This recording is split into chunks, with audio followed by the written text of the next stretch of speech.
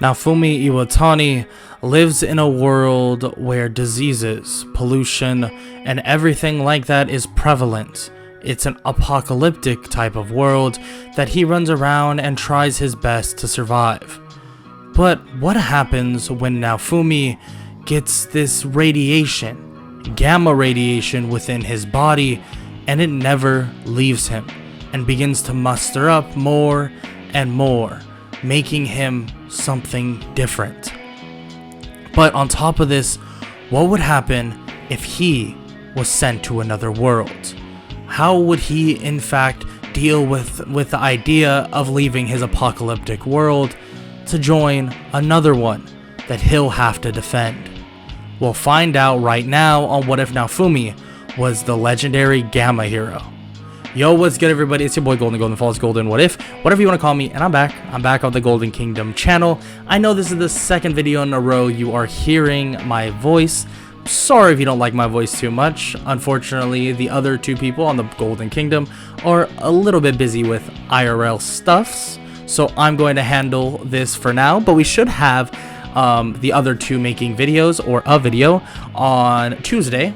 So you'll be hearing a different voice if you think my voice is very annoying. But beyond all that, I hope you all enjoy, and if you do, leave a like, sub, comment down below. We're on the road to 1,000 subs on this channel, and then we're going to keep on growing. And yeah, that's about it. And I'm not going to waste any more of your time, and let's just get right into the what if. Let's get it. Naofumi Iwatani knows that he got enforced by this radiation and is currently in a state of shock, knowing that he could die at any moment, but for some reason, he's not. But he tries and forces himself to push through and try to find as much stuff as possible for the people he cares about, for the people at home, bringing food, medicine, and various other things, and even he grabs a book. He even grabs a book for maybe his little cousin and brother for them to read, to get some information. He runs home, and when he arrives, they can see that his skin is veiny. It's green. Well, the veins are green, and they ask if he was exposed to radiation, and he nods, saying that it's not contagious. Radiation just doesn't work like that, especially when it's concentrated in his body like this. But unfortunately, he is under the effects of gamma radiation, and they begin to sob, thinking that, well, their son, their brother, their cousin, he's gonna die. He's gonna die because of this radiation, because of this cursed world. But he just smiles. Naofumi smiles at them and tells them that it will be okay. He gives them food and everything, all the stuff he's gotten, and even shows them, or his cousin and his brother, a book he got. Beginning to open it. The 4 cardinal heroes. One with a sword, a bow, a shield, and also a spear. Let's read some more, yeah? Naofumi continues to flip, but the pages are empty, until the pages begin to glow, and everybody else around him begins to glow this yellow color, and Naofumi is sent away. He looks to his left to see 3 other people. Just like in the book, they have a sword, they have a spear, and they also have a bow. This is weird. Am I in that world? Do I have the shield? He looks at his shield, but it begins to fade away. Actually begins to crumble away. His body begins to turn this greenish color, but it doesn't stay that way. It just melts the shield right off his hand, and everybody stares in complete and utter shock, including the knights. They begin to say that the shield hero somehow has gotten rid of his shield? Maybe he's not actually a hero, a false hero? They're not sure. They bring them all to the kingdom, and the king even asks this, and they all say that they saw the shield just melt away on his arm, and he says that he must not be a real hero, and he's free to leave right now. Frankly, he's of no use to them. Naofumi says that he was still brought to this world and he doesn't understand it. How is he supposed to survive? The king says that he doesn't really care, but throws him 500 silvers. This should be good enough for you. You'll figure it out. He takes the money and doesn't really argue. The other 3 heroes say that that just is ridiculous. What is he supposed to do? But the king once again says that if they don't talk about this, he'll double the pay of the protection against the waves. And they immediately shut up and begin listening to what the waves are. While Naofumi walks out, he hears them speak of the waves, that they are these demonic invasions, and Naofumi, or well, everybody else is gonna have to protect them, or protect these people from the waves. But Naofumi is not a hero.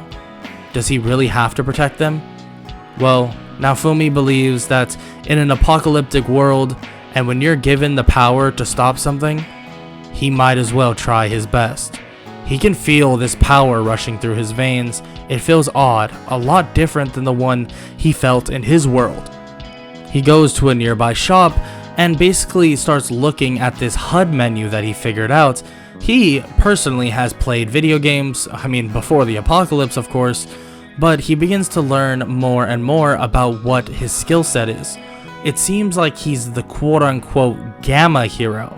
It seems like this gamma within him is working as some sort of superpower. He's not so sure, and it seems like the gamma itself rejected the shield and it forced it to melt away and get destroyed. But there's nothing else on that. He's not sure how any of that would even work in the first place, but even with that said, he has to figure out what he's going to do. He figures out that this is very similar to a video game, and since it's that way, he may need to start training, maybe leveling up, and he begins to talk to a man by the name of Elhard, and he begins to ask for some armor, something cheap. He doesn't have that much money to spare, and he says of course, showing him various different armor sets, and Naofumi ends up paying 10 silver for the armor he wants. But he would realize that this armor would be practically useless, because when he tries to put it on, it immediately electrocutes him and the armor just shatters everywhere. And he's shocked to see this, and the person shrugs. Elhard shrugs, saying that he doesn't know what just happened, and Naofumi says it's fine, he can keep the money, and he might come to him later with some other help, but he's not even sure what's happening right now. It seems like he, as the Gamma hero, is not allowed to wear armor. For some reason or another, it's just that way. He begins to head out into the wilderness and begins to walk up to these monsters. But these small monsters that are orange and are balloon-like begin attacking him, but with one punch, he's able to obliterate them. He looks at his hand and it's slightly green. It seems like he's found strength within whatever this power is. He begins running through the forest, hitting everything, punching more and more and more, and it seems like the more he's hitting things, the stronger he's currently getting. He's actually has pretty decent strength, especially for only being at a current level of 3. But everything seems to be slightly advanced. He has more strength, more speed. He has slightly better intelligence. It's as if the Gamma is working for him, and he's not exactly sure about the downsides. In terms of his body right now, it doesn't seem like it's really being affected. That's until he sees something called a rage meter. It is at 0%, and Naofumi doesn't feel any madness, or he's not mad really at all. He doesn't feel any rage, and he tries to activate that rage, thinking about them basically abandoning him, sending him here, and then saying that he's not one of the heroes and sending him off to do whatever he wants, or basically feeding him to the wolves. This does make Naofumi slightly mad, but it only goes up to 10%. There must be something else that he can do. Maybe there's a way to activate this rage, and maybe the rage makes him stronger? So he tries once again to get mad, making his rage go up to 15%, and it does increase his strength as well. And it increases it by a small amount. Actually, by the same amount the rage is. So it increases it by 15%. It seems like whatever the rage is, it will be boosted by that percentage. Naofumi is interested in this. So being angry will benefit me. But what happens when it gets to 100%? What would even occur after that? Do I really even want to test that? Naofumi begins to contemplate to himself. The fact is, he doesn't know anything about this world, so he's going to try his best just to train and level up normally without this whole rage meter thing. So that's what he does. He begins training throughout the entire day, gaining a substantial amount of XP. But he does realize that this is a pretty slow method.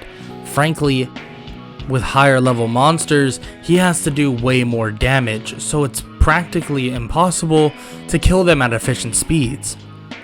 He begins to think that he has to be able to either channel his rage properly, or he needs party members. He needs some help, and there's really no way around that. So for the night, he decides to go in. Yes, he's gotten a decent amount of XP, but now he's starting to plateau. Now he's starting to slow down a lot.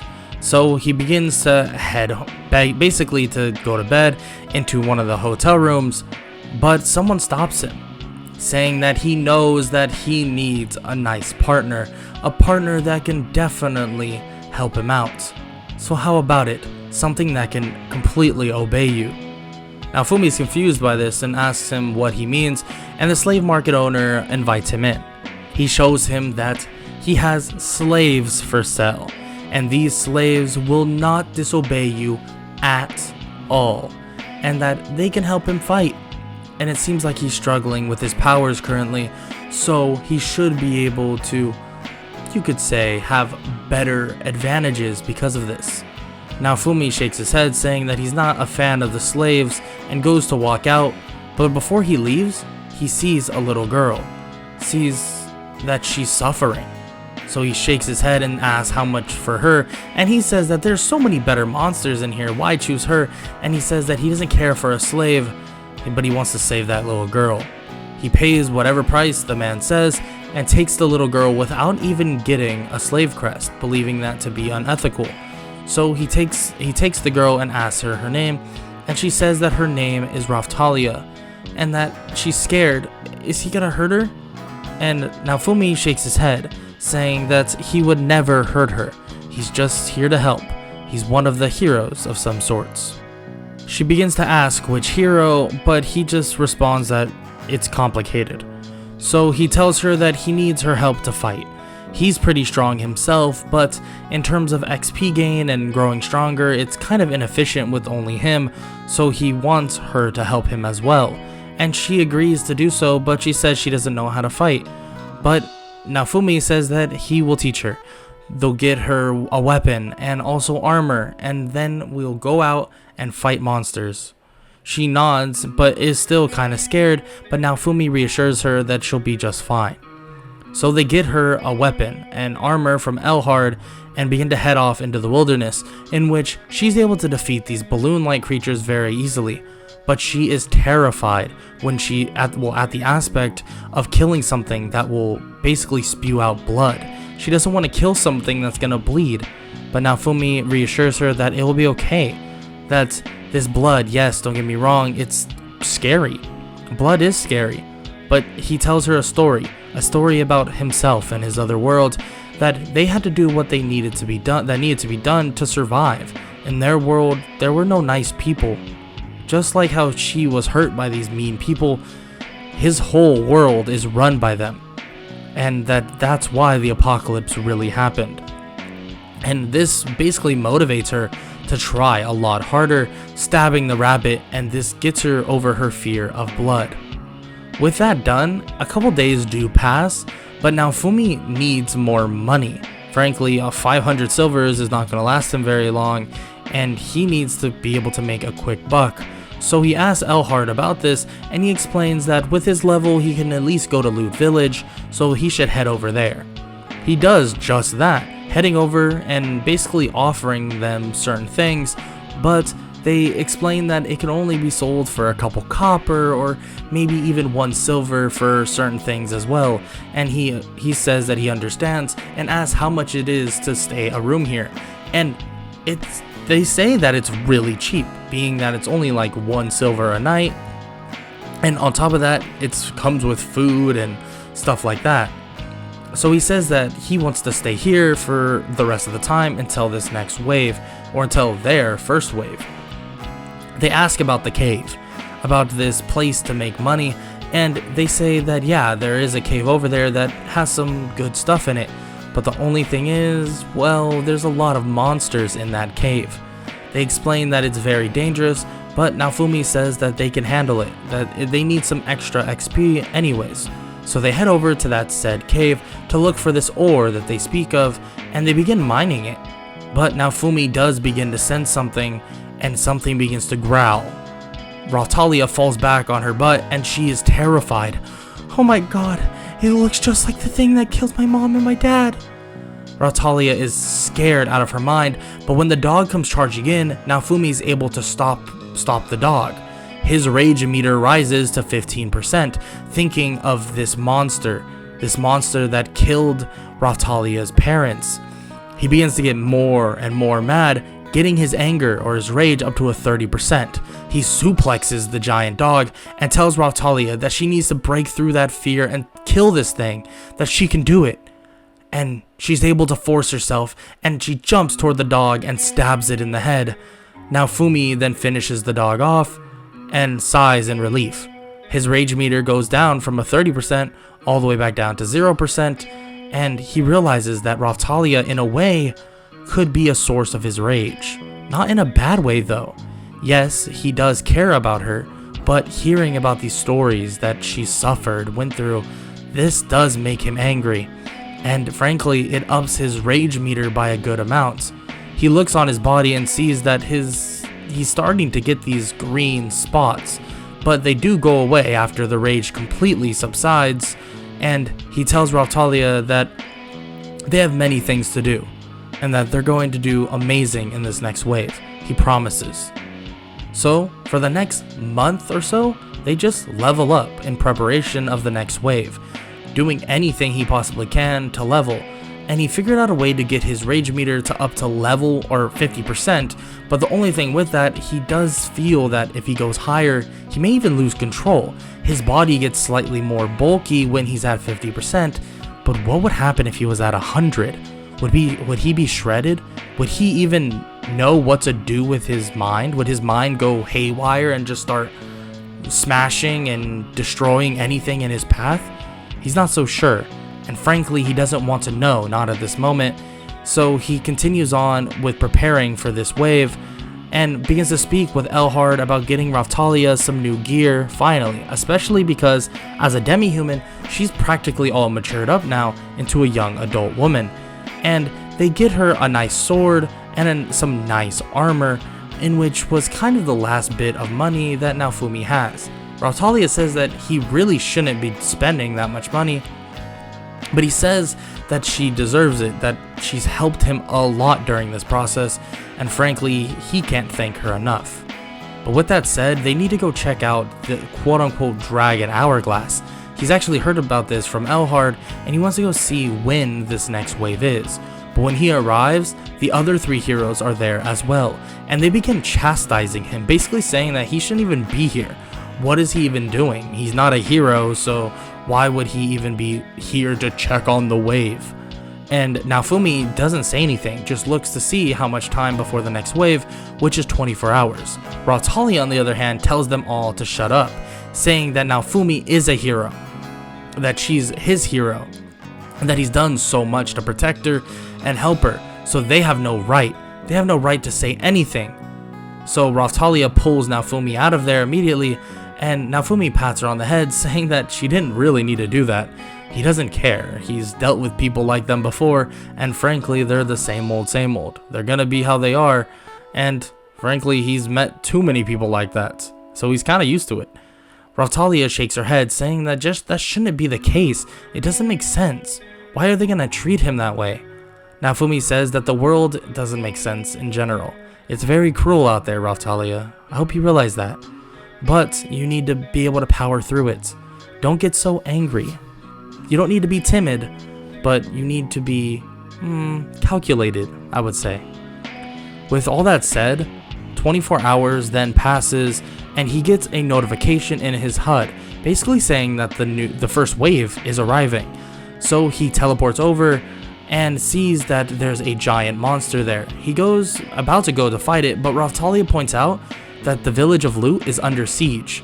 So he grabs Raphtalia and basically increasing his rage to 30% and jumps toward the village of Loot, arriving before anybody actually can get hurt. he starts running around, smashing through tons and tons of monsters, and this gains them a decent amount of experience points. He actually begins to obliterate them. Using 30% of his rage, he claps as hard as he can, and it sends a shockwave to all the monsters, making them fly back, and Raphtalia, while they're on the ground, begins to slice all of their heads off. This is very, very easy for them, at least with in terms of the communication and how good they're working as a team. Naofumi being only a level of about 30 to 35, and Raphtalia at about a level of 27, it's not like they're super overpowered by any means, at least not compared to the monsters, but they are strong enough to do this with ease. So they're able to protect the village of Loot for a while until finally the wave begins to subside. Once the wave subsides, Naofumi calms himself down. He realizes the more he's using his rage, the harder it is for him to get back down. And he's afraid that once he gets to the higher levels, like 80, 90, 100, he might not be able to come back down, and it might actually cost him or hurt somebody around him. He's not so sure how to even control it completely, but hopefully with more and more experience, none of that will happen. During this time, and the fact that the repelling of the wave catastrophe is finally over, the heroes are treated to a state dinner, but Naofumi isn't technically a hero, so he's not necessarily invited, but the king does decide that out of pity, he'll invite him. He's heard that he supposedly helped Loot Village, at least that's what they think. But Naofumi decides to basically arrive, and they eat some food, and then immediately this goes south. Naofumi knew they shouldn't have came here, because all they want to do is tear him down. At least that's what it seems. Because right when he's talking to Raphtalia, Motoyasu walks up and throws a glove at his feet, saying that he's scum for having Raphtalia as a slave. Naofumi shakes his head. She's not a slave. Well, she was a slave. She was in a slave market. I paid for her, saved her, and now she's helping me. I don't understand the problem. She doesn't even have that ink thing. What is it called? A slave crest. It's not even on her. And Motoyasu says that she should be let free, and he says again, she is free. She can do whatever she wants. Raphtalia says the same thing. Yeah, I can do whatever I want. I don't even need to be here if I don't want to. And frankly, you're starting a ruckus for no reason. Motoyasu looks at her and says that he must have some brainwashing power, and Mine agrees, saying that he's a monster, a true monster, even worse than the shield hero. Naofumi is getting more and more mad at this. Why are they acting like this? Are they that freaking ignorant? But he looks up again, and Motoyasu says once again that he challenges him to a duel. Naofumi, fuming at this point, says that he accepts his duel. Why not? So the duel is then set up, and they start face to face each other, and the fight is then announced to begin. Naofumi begins running at him, punching him in the gut, immediately using 30% of his rage and slamming him on the ground. Motoyasu wasn't expecting this. He doesn't even have his power, or he doesn't even have a weapon. How the hell is he this strong? And immediately Naofumi is back on the offensive. He refuses to let Motoyasu even have an inch, but after a while of a beating, Naofumi thinks it's over and begins to walk away and says that the fight is done. Motoyasu is out. But Motoyasu struggles to get up, and Mine immediately cheap shots Naofumi using magic, sending him toward Motoyasu, leaving him open for a spear strike. Immediately landing that spear strike on his side, he's cut pretty bad. Naofumi gets up slowly and says that they cheated, that Mine blasted him with magic, but everybody is looking away as if nothing even happened. Well, Naofumi is fuming at this. His rage is boiling over. 50%, 60%, 70%. Naofumi's muscles begin to grow even more, and his wound, that was once deep, is now gone, fully regenerated and healed, and he grabs onto Motoyasu and begins slamming him on the ground over and over and over and over again. He grabs the neck of Motoyasu and begins to speak. You are some puny hero, aren't you?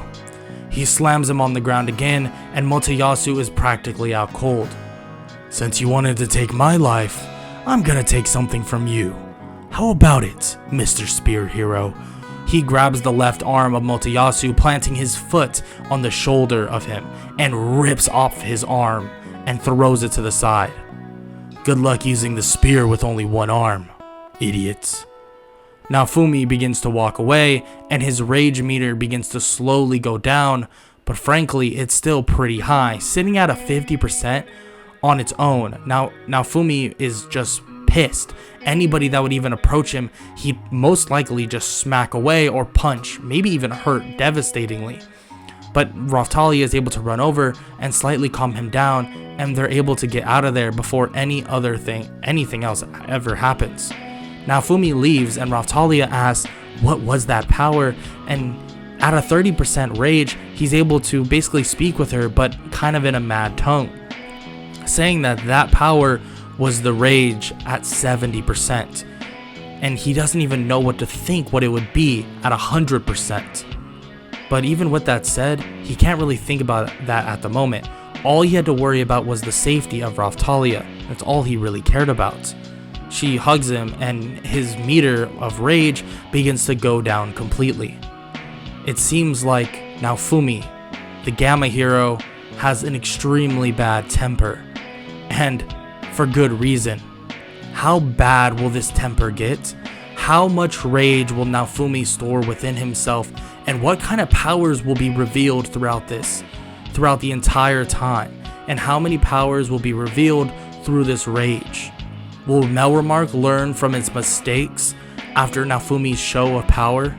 Well, you'll have to find out next time on part 2 of What If Naofumi Was the Legendary Gamma Hero.